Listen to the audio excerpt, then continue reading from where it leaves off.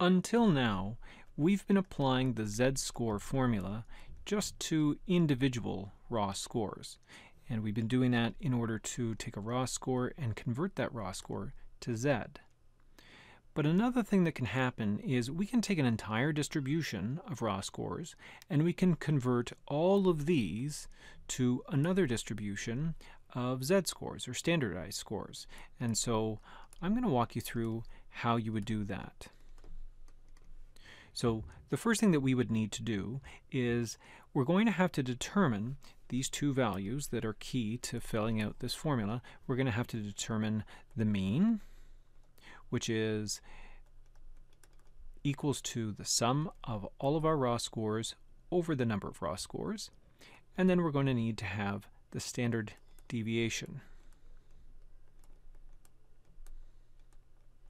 And so to do that one, I'm going to work with this formula here. It's the standard deviation of the population is equals to the root of the sum of squares over, actually let's be careful here. I want to make sure that you can see that this, the square root is covering the entire fraction. So the standard deviation of the population is equals to the square root of the sum of squares over our population size. And so of course then I need to know what is my sum of squares, and I'm going to use the definitional formula for this. That's going to be the sum of the squared deviations from the mean. So again, I need to know what the mean is to get any of this started. So let's find the mean. To do that, I'm going to sum up all of my values here, and if you add these up, they come out to be 48. And so we can now find the mean because we can also easily count here. We've got 1, 2, 3, 4, 5, 6. We have 6 scores that total up to 48.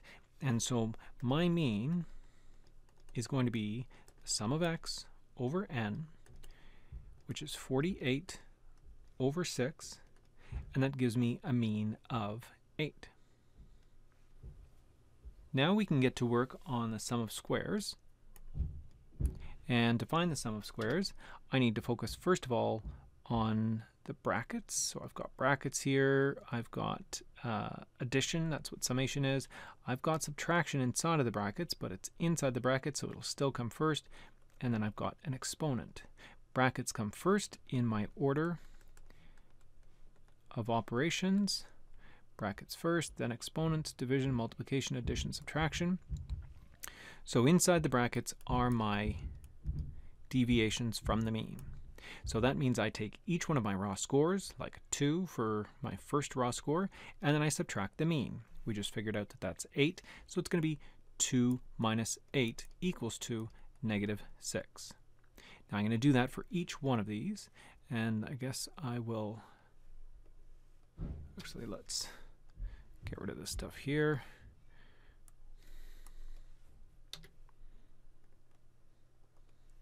Okay, so just to keep track of where everything goes, 2 minus 8 is negative 6, 14 minus 8 is positive 6, 12 minus 8 is 4, 6 minus 8 is negative 2, 8 minus 8 is 0, 6 minus 8 is negative 2. If I've done these right, they should add up to being 0. So the 6's cancel, the 2 negative 2's make negative 4, that cancels to the positive 4. Good, that works out. Keep in mind, this is not what we see here. This is the sum of the squared deviations. That's going to come next. This is just the sum of the deviations, which always comes out to be 0. The sum of the squared deviations is going to be different. It'll not cancel out and turn out to be 0 simply because I'm not going to have any negatives. For example, when I square my negative 6, it's going to come out to be positive 36. So will the positive 6 becomes 36 when I square it, 4 becomes 16, 2 becomes 4, square 0 and you get 0, square a 2, a negative 2 or a positive 2 and you get 4. Now I can sum up my squared deviations, and they will end up being how much? 36 and 36, that makes 72. This is 88, 92, 96. So I have 96 for a sum of squares. So this allows me to find my standard deviation. It's the root of the sum of squares over n. We now know that the sum of squares is 96, n is 6, and so we're going to be taking the root of what? 96 minus 6, that is, let me see, that is 10, 16. It's the root of 16, and so that's 4. So we know that our mean is 4. Let's make some room up here. And our standard deviation, or sorry, our mean is 8 and our standard deviation is 4. So we can get to work with our z-score formula. The mean equals to 8. Standard deviation is equals to 4. Okay, so this is going to allow me to work out what each one of my z-scores are. Let's take the first z-score, for example. Z equals to x minus the mean over the standard deviation is going to be 2 minus the mean of 8 over the standard deviation of 4. 2 minus 8, that is negative 6. Over 4, this is negative 1.5. So negative 1.5 is my first z-score. It's my first standardized score that goes with my first raw score. The same thing will happen with the 14. But this time, I'm going to plug in a 14. So let's redo this. I'll change this and this and this. You can see that I'm not going to be changing my mean or my standard deviation. I'm just going to be putting in the 14. 14 minus 8 is 6. 6 over 4 is positive 1.5. So that's positive 1.5. What comes next? 12.